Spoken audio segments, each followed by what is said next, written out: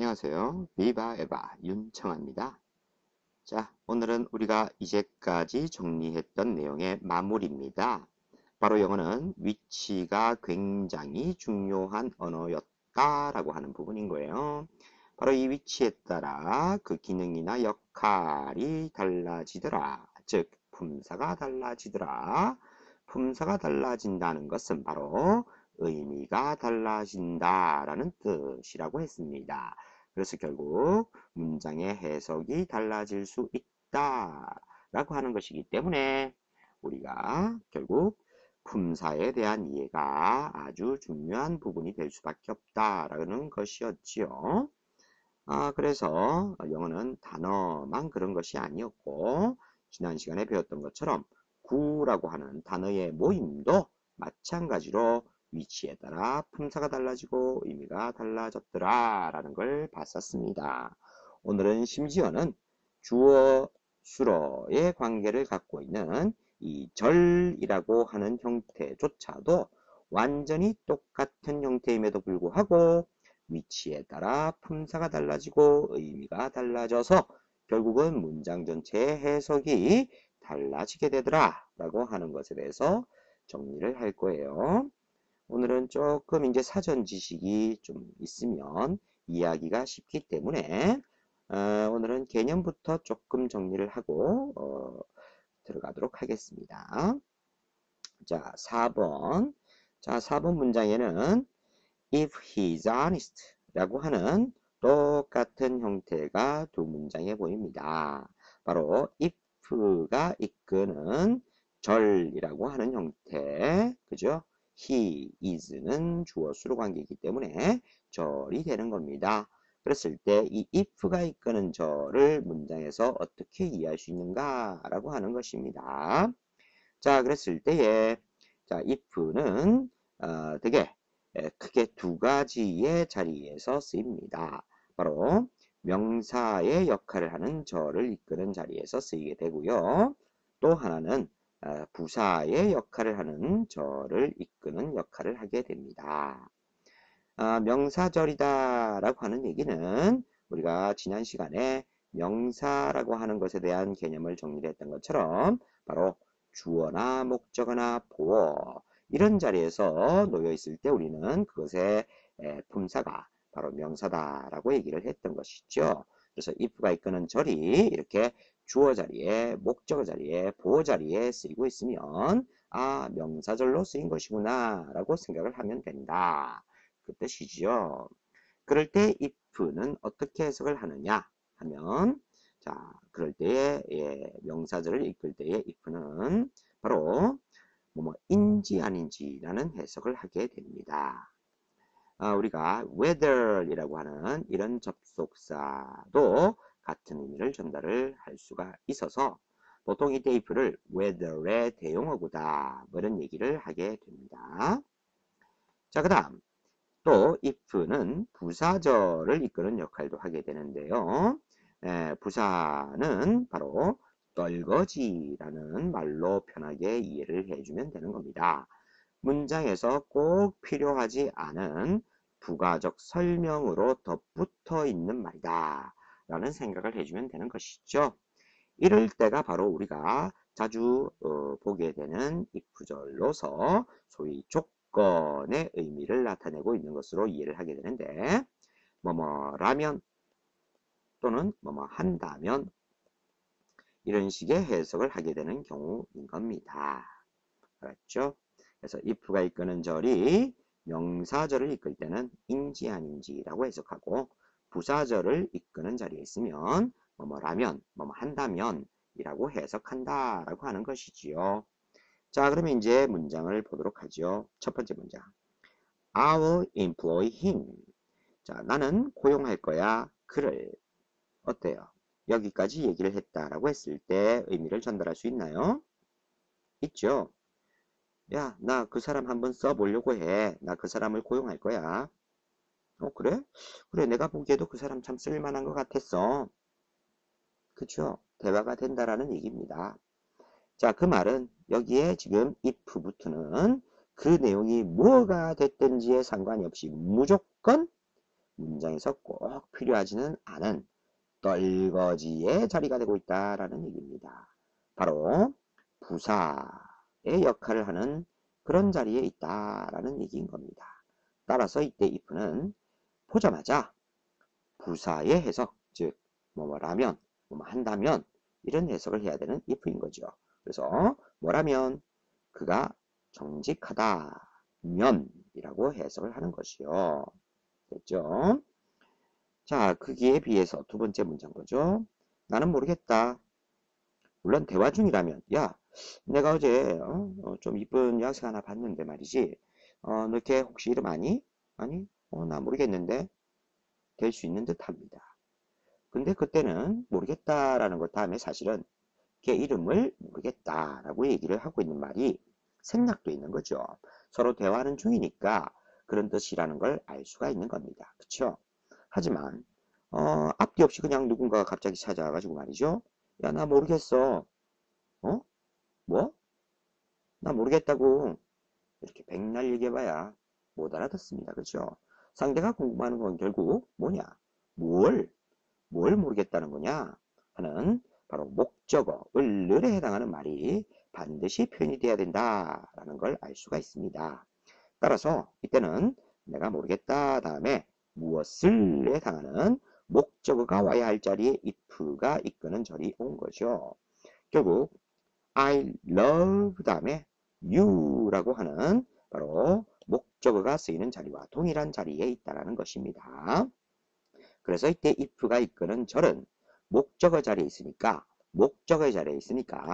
명사절로 이해를 해야 되는 것인 겁니다.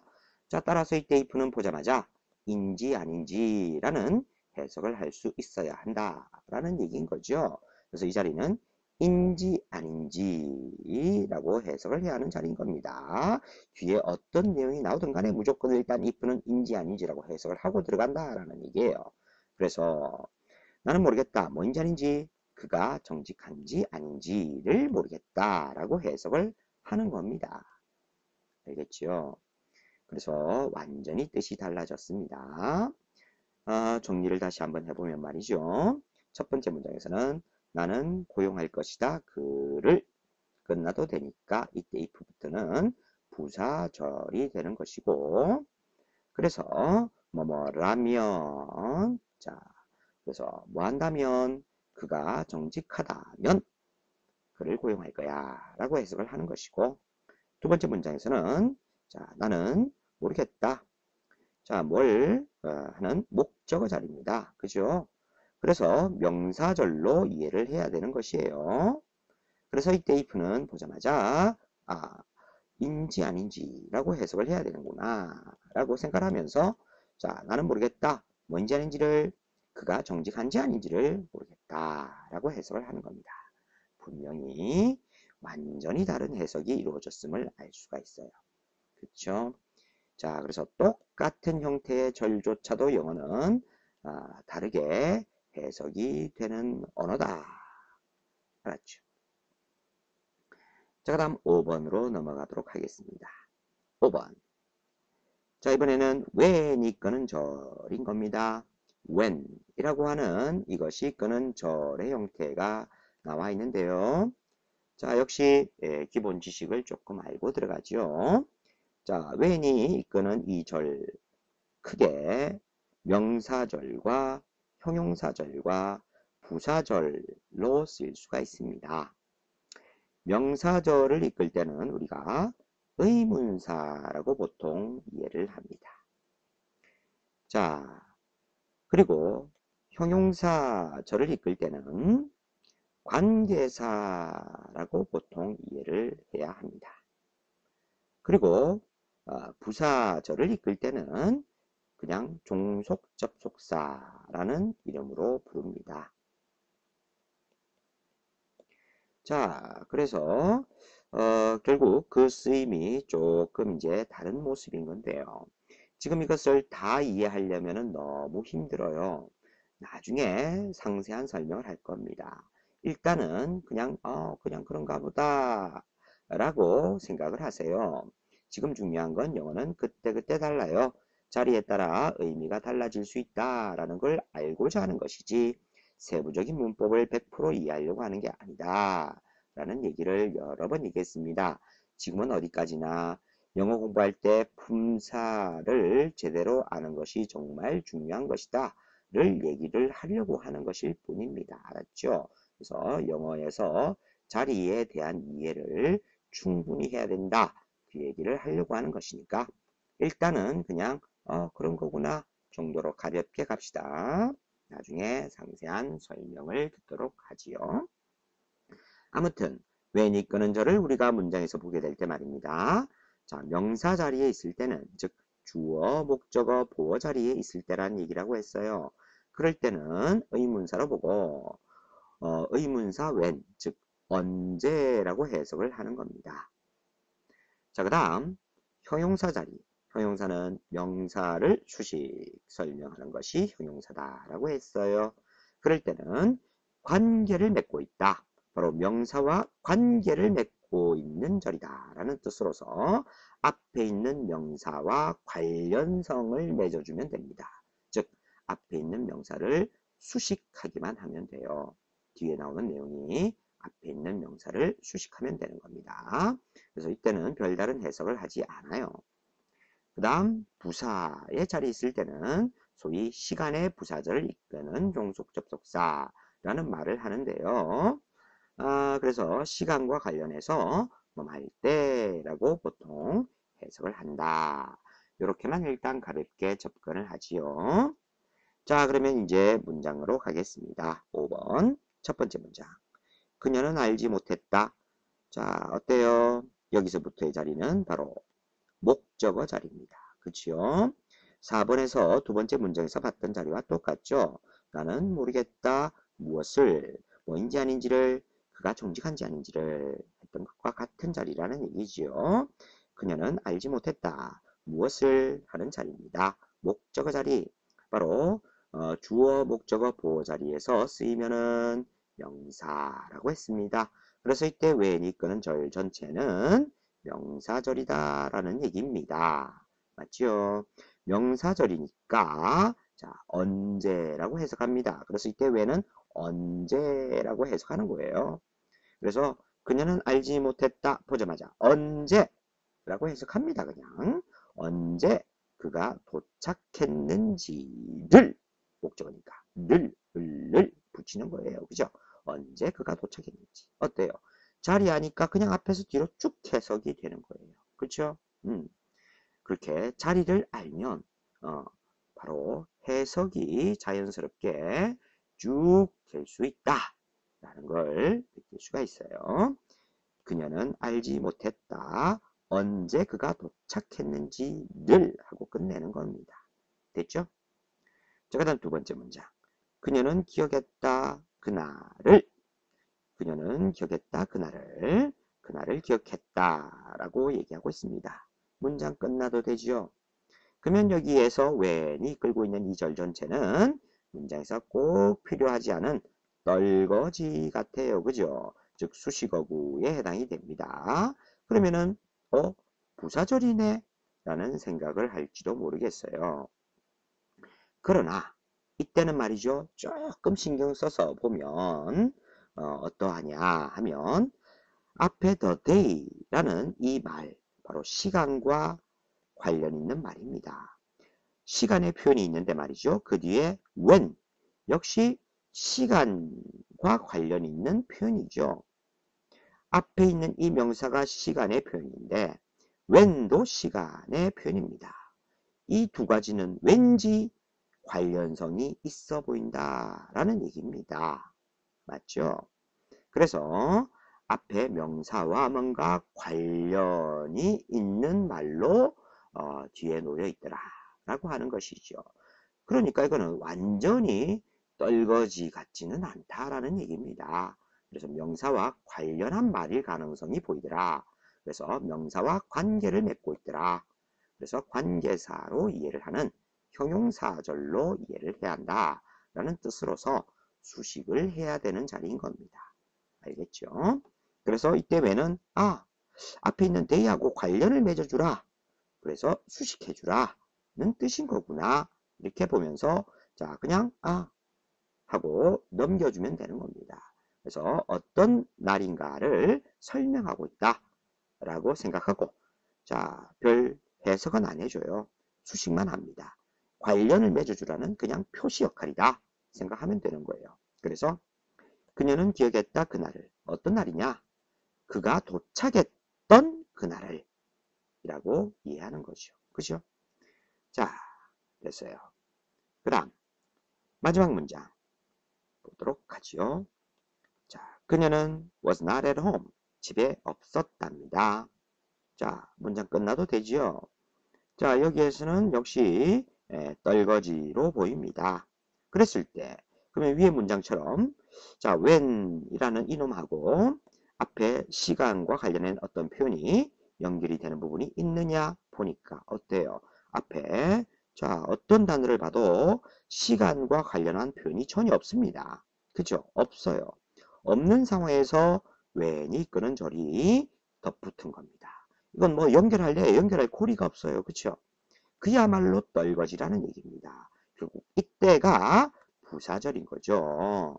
위에 있는 이 절이 부사절이 아니고 이때는 앞에 명사와 관련이 있으니까 형용사절이었던 겁니다. 형용사절. 근데 이것은 그야말로 연결고리도 없는 그야말로 떨거지. 바로 부사절인 겁니다.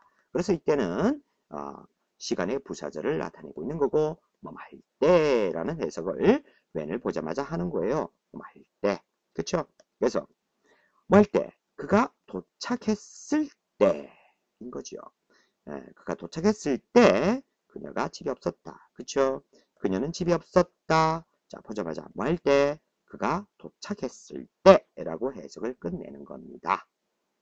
자, 좀 어렵죠? 그죠? 자, 어렵지만 지금은 여러분들이 아직 선생님의 문법 설명을 다 듣지 않았기 때문에 어려운 것일 뿐이에요. 알고 나면 선생님이 방금 해석을 했던 것과 똑같이 보자마자 자리를 알고 해석을 이어나갈 수 있다라는 얘기인 겁니다. 자, 그래서 한 번만 더 정리하죠. 자, she did not know. 자, 그녀는 알지 못했다. 자, 보자마자 언제 그가 도착했는지를 알지 못했다. 목적어인 명사절. 그죠? 그 다음 두 번째. 그녀는 기억했다. 그날을. 자, 그날이 어떤 날이냐? 그가 도착했던 그날을 기억했다인 거죠. 자, 그 다음. 그녀는 집에 없었다. 자, 뭐 할 때? 그가 도착했을 때인 겁니다. 그죠?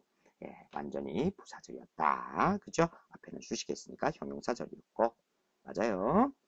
자, 그래서 어쨌거나 똑같은 when you arrived인데 해석이 다 달라지더라. 각각 명사절로, 형용사절로, 부사절로 그 자리가 바뀌었기 때문이었던 겁니다. 알았죠?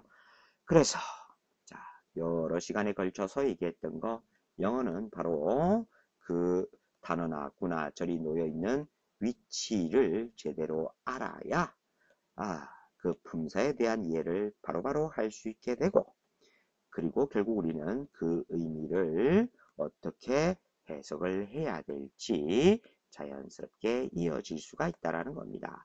그래서 영어 공부는 조금 힘들어도 품사에 대한 이해를 잘 하면 자연스럽게 해석이 되는 그래서 문법적 지식을 제대로 알면 해석에 써먹을 수가 있다라고 하는 것입니다.